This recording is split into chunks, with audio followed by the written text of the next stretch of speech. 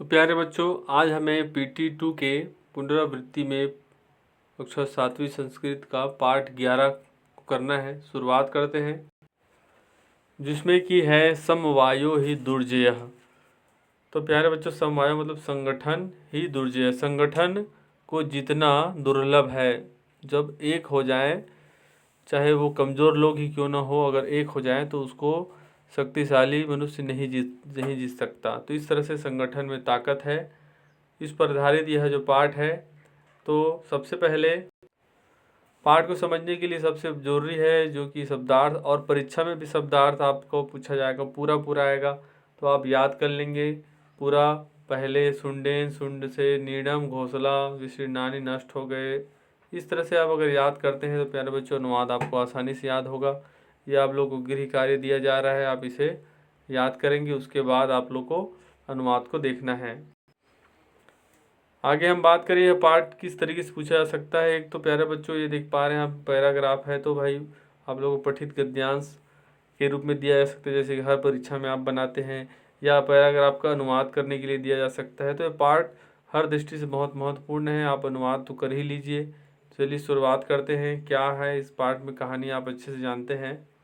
तो पूरा एकस्मिन वृक्षे, आप संस्कृत वाचन घर में करेंगे। आपको अनुवाद बताया जा रहा है कि पहले एक वृक्ष में एक चिड़िया रहती थी। कालेन तस्या, समय बीतने पर उसके संतान हुए। एकदा कश्चित प्रमत्त, एक बार पागल हाथी, प्रमत्त माने पागल हाथी, उस वृक्ष के नीचे नीचे अधः माने नीचे आकर उसकी शाखा को सूंड से तोड़ दिया।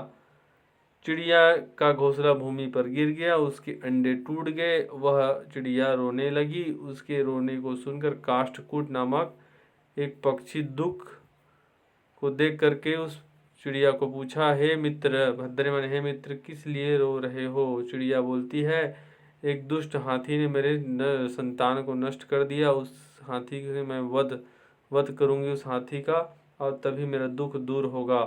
तथा काष्ठकूटः, इस प्रकार से उस काष्ठकूट ने उसको एक वीणा नामक पक्षी के पास जो है ले गया।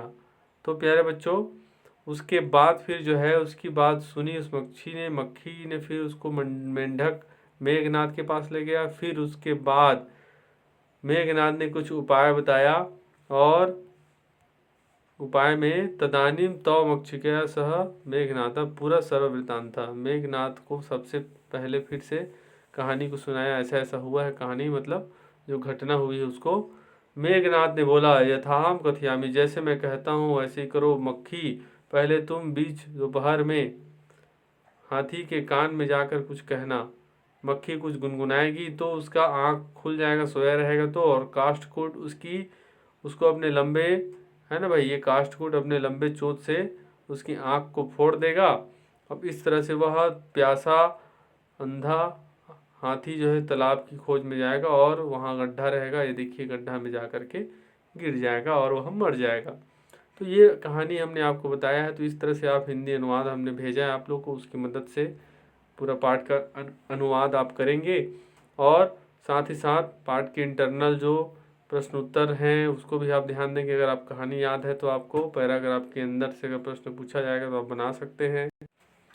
जैसे कि आप यहाँ देख पा रहे हैं, वृक्षे का प्रतिवसति, वृक्ष में कौन रहता था? कौन रह चिड़िया।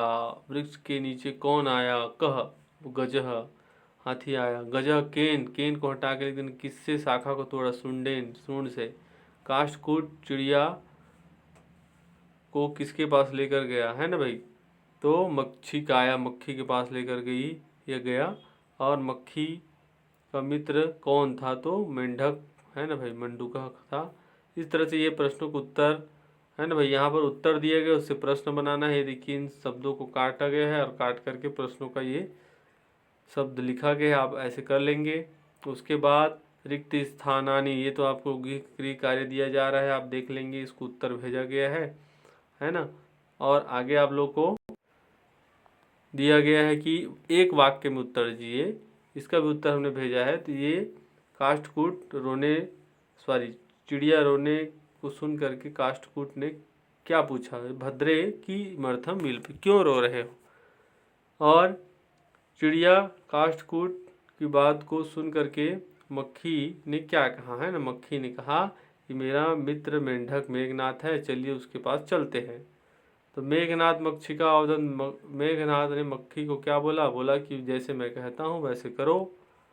और चिड़िया काष्ठकूटम अवदत, चिड़िया ने काष्ठकूट को क्या कहा?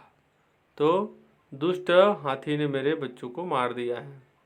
इस तरह से प्यारे बच्चों पाठ में ये जो व्याकरण के हैं धातु रूप है ये आप लोग अगले एग्जाम के लिए कर लेना है। अभी जो प्रश्न उत्तर है, शब्दार्थ है, अनुवाद है, ये आप करेंगे और ये रिक्त स्थान कर लेंगे। प्यारे बच्चों साथ ही साथ आप लोग को पहले भी संख्या वाचक शब्द पढ़ाया गया जो कि अभी परीक्षा में आ रहा है। इसे भी आप लोगों को करना है। खुद आपका गृह कार्य है, पूरा 1 से लेकर के पूरा 100 तक है ना, जितना भी दिया गया है पूरा जो है आप लोगों को कर लेना है। लिख करके बोल करके अभ्यास करिए। इसके लिए हम आपको कैसे प्रश्न आ सकते हैं उसके हम संदर्भ में हम आपको एक सैम्पल पेपर भेजेंगे। तो इस तरह से आशा है आप लोग पूरा अंक प्राप्त करेंगे। मिलते हैं फिर प्यारे बच्चों परीक्षा के बाद। धन्यवाद।